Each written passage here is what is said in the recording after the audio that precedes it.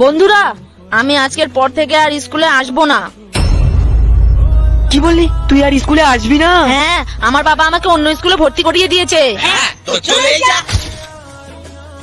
বেঙ্গি, তোর বাবা তোকে নিতে এসেছে।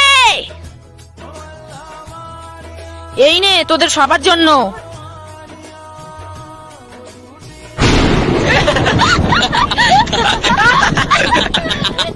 বয়রা, এই অঙ্কটা করে দেখা তো। আরে বেঙ্গি, এই অঙ্কটা করে দে তো।